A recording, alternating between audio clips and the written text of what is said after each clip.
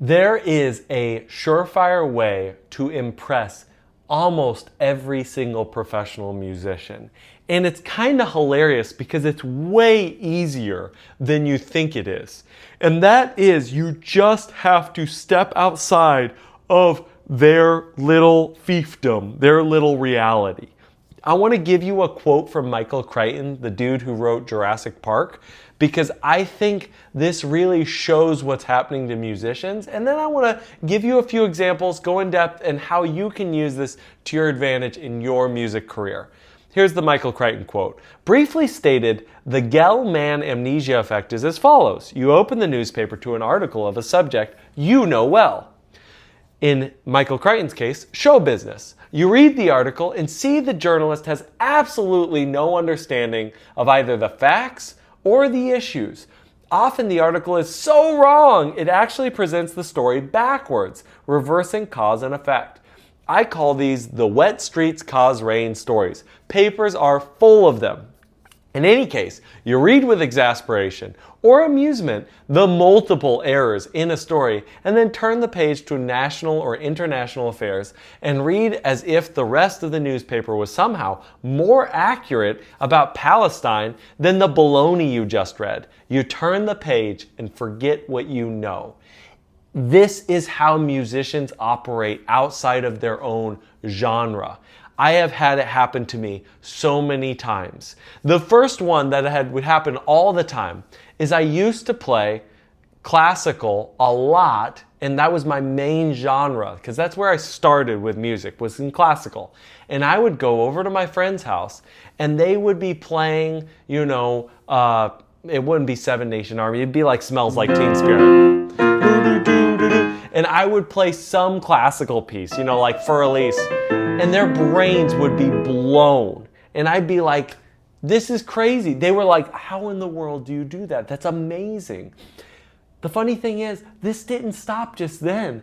I literally have gone on tour with the bass player for Whitesnake, super nice guy, super amazing player, and I was playing some simple classical piece, and he was like, that is the most beautiful thing I have ever heard.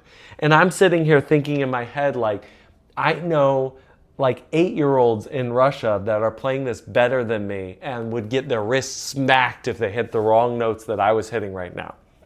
But this isn't the only time it happens. It's not just classical versus pop and rock. It's playing with a metronome. Like, you learn a lot of times to play with a click, either if you play in pop groups or sometimes if you're playing, like, for example, in church settings, like high-end, gospel church settings. You got that click in, you got that beat going, and you learn how to really lock in with a click and know how to do it well. And then you go to record with a funk band, and they've never played with a click in their entire life. And what you realize pretty quick is that skill that you're taking for granted, that the church volunteers have to do, non-professional musicians at all, is now incredibly impressive to these other funk musicians who have just never done it before in their entire life.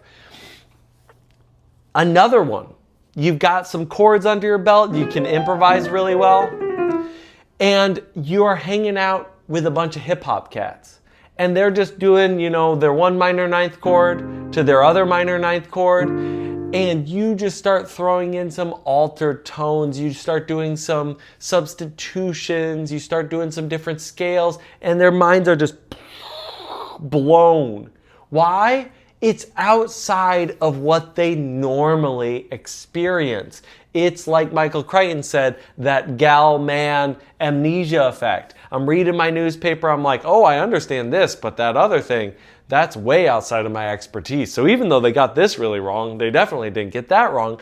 That's kind of how it works with everything, with all these nuanced skills.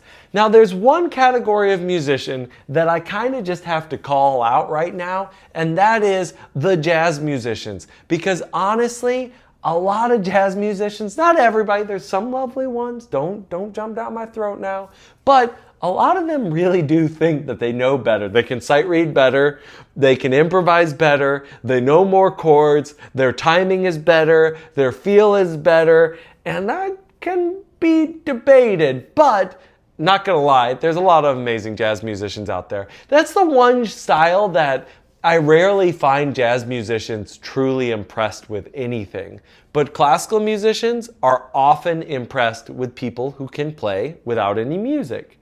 Pop musicians are often impressed by people who can improvise. Rock and blues musicians are impressed by people who can read. It's like this cycle that goes around. And now how can you use it to your advantage? Becoming a well-rounded musician, not just an ear player, not just a improviser, not just a sight reader, but somebody who can dabble at least in other things, makes you so incredibly cool to everyone. Because then you can kind of just you have an ace up your sleeve, if you will, no matter what setting you're in. And it just can elevate wherever area you're at. First of all, you get all those kudos, you get that reputation, but at the same time, it also gives you some extra skills that you can rely on. You're playing with a group that almost everyone plays by ear. They're running into a certain problem with a certain tune. You just whip out a sheet, you play it immediately there on the spot. Boom, you've helped everybody out.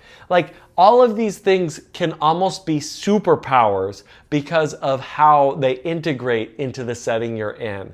I'm Robert Monroe. I hope you enjoyed this. I hope this was a little bit entertaining at least.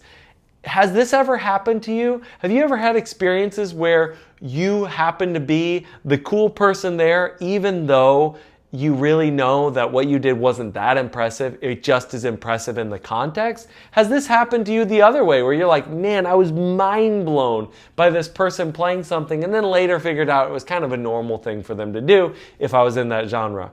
Anyway, until next time, keep on practicing.